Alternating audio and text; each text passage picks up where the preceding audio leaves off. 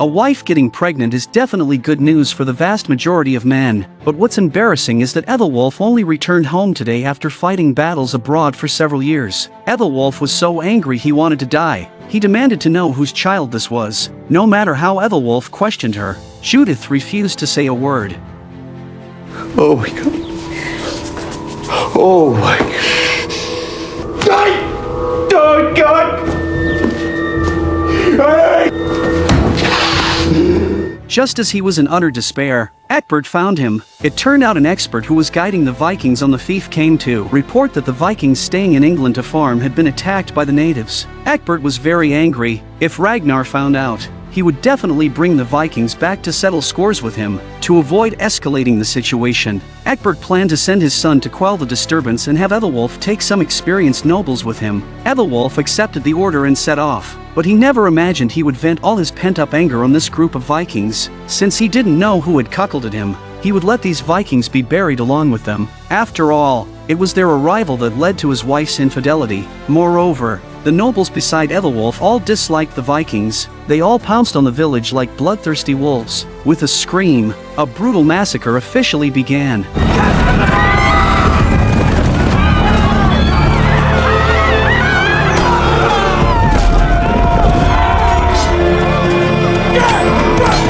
The defenseless villagers scattered like frightened lambs, but Ethelwulf had no intention of letting them go. Even the few-year-old children who had escaped the fief weren't spared. The slaughter continued into the night. Egbert had originally planned for them to resolve the conflict. He never thought it would turn into quickly exterminating this group of Vikings. Just like that, the homes the Vikings had painstakingly built were ultimately reduced to ashes. News quickly reached the palace. Egbert was instantly furious. They completely disregarded his orders. He had worked so hard to establish a good relationship with the Vikings, only to have it destroyed like this. If Ragnar found out, he would definitely take fierce revenge. The entire kingdom of Wessex would once again fall into crisis. In a fit of rage, Egbert had all the nobles who participated in the massacre taken out and beheaded. Of course, Ethelwulf couldn't escape punishment either. He stood there blankly without a word. It wasn't until Egbert had driven everyone away that the father and son finally revealed devious smiles.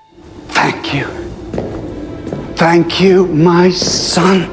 It turned out this had all been an act they put on from beginning to end. The Vikings had already helped him seize the kingdom of Mercia. Now they had no more value. On one hand, Egbert used the nobles to get rid of the Vikings on his land. On the other hand, he used the agreement with Ragnar to eliminate the nobles who didn't support him. It must be said, this move of killing two birds with one stone was indeed brilliant. On the other side, Ragnar, who had already returned to the north, was completely unaware of this matter. He was still studying the plan to attack Paris with Athlestan. Athlestan introduced the geographical location and city defenses of Paris to Ragnar. The main city of Paris was situated on an island in the Seine River, surrounded by impregnable giant city walls. There were also arrow towers on the walls. Only one drawbridge connected it to land. Such sturdy defenses couldn't even be described as easy to defend and difficult to attack. It could simply be called an impenetrable fortress. But apparently, there was still nothing in this world that could stop Ragnar's determination to invade Paris. At the same time,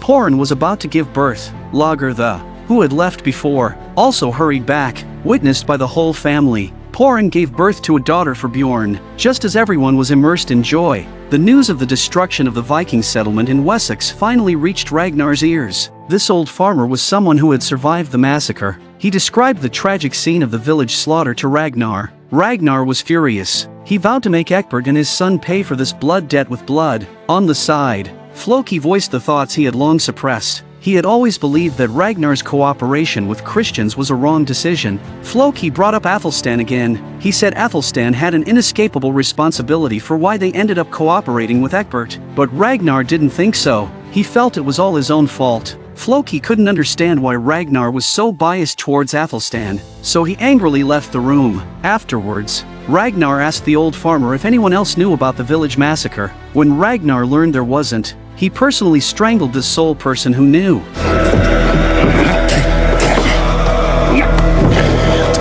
Ragnar's yearning for Paris had now become crazed. If his people all found out about the village massacre, they would definitely force him to march on England. And Ragnar didn't want anything to ruin his plan to invade Paris in the summer. The harsh winter would soon pass. One night, Athlestan was awakened by a rat while sleeping. Suddenly, he discovered a dazzling beam of light shooting in from the hole. Athlestan was very curious, so he immediately leaned in for a closer look, but was directly repelled by a mysterious force. The camera pulled back. His silhouette clearly formed the shape of a cross. Athlestan, who had repeatedly oscillated between two faiths, was extremely excited. It made him feel the Lord must have accepted him again. At the same time, over in Wessex, Athelstan's son was finally born, but as soon as the baby is born, Ethelwulf sends someone to tie Judith up in public. After Judith suffered being paraded in public and spat on by thousands, she was brought to the execution platform to receive punishment. Egbert watched knowingly. He told Judith to confess who the man was that she cheated with.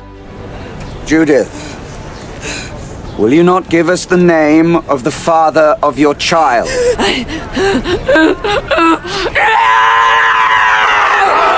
After having one of her ears cut off, Judith could no longer endure the torture and revealed Athelstan's name.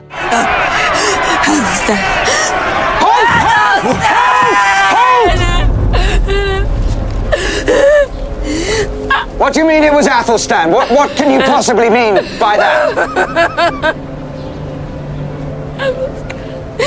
Athlestan is the father of my child. Ethelwulf felt this was a great humiliation for him, but Egbert said Athelstan was the most devout Christian he had ever seen. For him to do this, he must have been guided by God, so this child was God's child. His arrival would surely bring miracles. So Egbert named the child Alfred. Does this name sound familiar to you? That's right. This child was none other than Alfred the Great, the future father of England. On the other side, Athelstan had also awakened. At this moment, he seemed to have been reborn. Faith in God became incomparably firm in his heart. He resolutely chose to renounce the Norse gods and even threw the warrior's arm ring Ragnar gave him into the sea. And all of this was seen by Floki. As the most devout follower of the Norse gods, he clearly couldn't tolerate someone defiling his gods like this. So the idea of killing Athelstan slowly began to take root in his mind.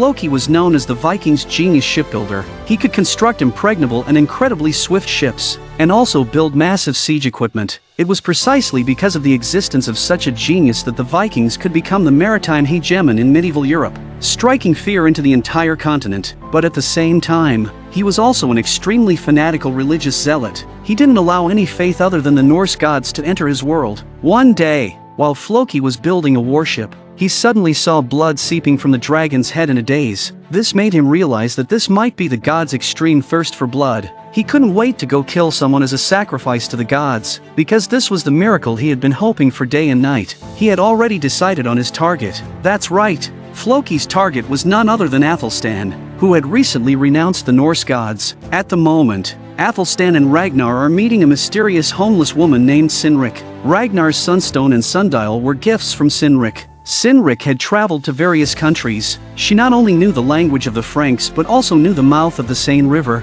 With her guidance, they could easily reach the foot of Paris. At dusk, Floki took his weapon and came to the Kattegat Strait. His will was unusually firm, because this was the first time he felt he was carrying out the will of the gods. At this time, Athelstan was devoutly praying before the cross. As the most devout follower of Christianity, he seemed to sense that God would take his soul tonight. When he was ready for everything, Floki appeared. Athelstan had no fear, quietly waiting for this moment to arrive.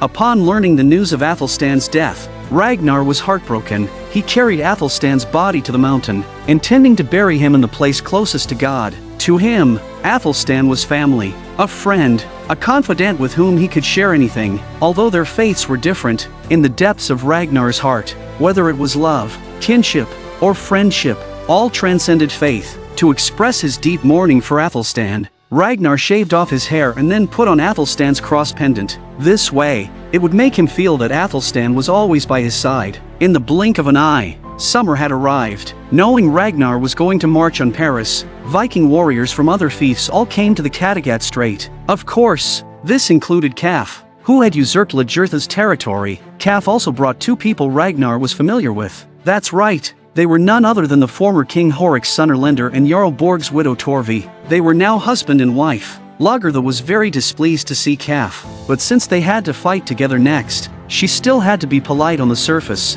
After preparations were complete, a fleet of hundreds of warships set off grandly towards Paris. This was the Vikings' largest raiding operation to date. Along the way, Ragnar and Floki stared at each other intently. Ragnar knew Athlestan died at Floki's hands, while Floki felt Ragnar wearing that pendant was a desecration of the Vikings' faith. And so it was that they traveled to Paris. When he saw the city of Paris that he dreamed of capturing, Ragnar's eyes burst with the determination to take it even at the cost of his life. At the same time, Count Otto had also discovered the Vikings. He immediately sounded the citywide alarm and rushed to the palace. Hearing that the Vikings had come, the city instantly exploded into chaos. Although they had never seen the Vikings, the common people had all heard that these barbarians were cruel by nature, burning, killing, looting, and committing all kinds of evil wherever they went. Odo arrived at the king's palace. It could be seen that this place was even wealthier than Egbert's, truly a heaven on earth. Count Odo seemed to have some strategy. He had long anticipated the Vikings would come and had even proposed plans to reinforce city defenses,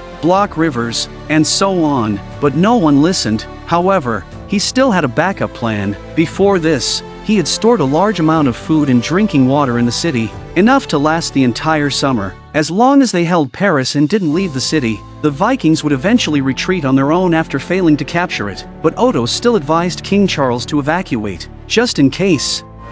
Allow me a moment to reflect, Count Odo. Afterwards, Charles went to the rear palace to consult his daughter Gisla. Gisla believed that the king should not abandon his own subjects, and must stay together with his subjects through weal and woe. From this, it could be seen that the king of Paris was a timid and indecisive king. On his daughter's advice, Charles finally announced that he would stay in Paris. On the other side, Ragnar led his troops ashore to set up camp, while Rollo was ordered to go scout the enemy situation. When he approached the city of Paris, he discovered the city walls here were even higher than he imagined. There were also many crossbowmen on top. Raise shields!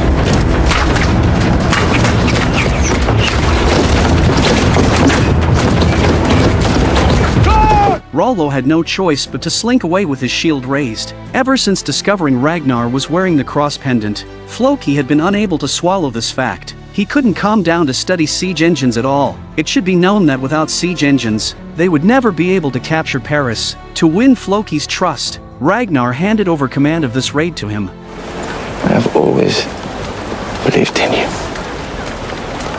That is why I want you to be in command of this raid. Sit. We have reached Paris. Now, we all want to know... The king. My oldest friend has asked me to take command.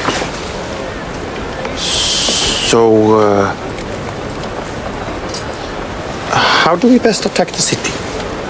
Rollo suggested, our several thousand men can't possibly run through the narrow city gate at the same time. We can launch a simultaneous surprise attack from the water and land routes. One team will raid the castle and city gate, while the others will attack from the water. The ships will be loaded with warriors and climbing tools. Then scale the city walls to enter the city, and the large number of siege engines will need to be designed by you, the genius. No, don't you worry about me, Rollo. I will make something truly astonishing. Just wait and see.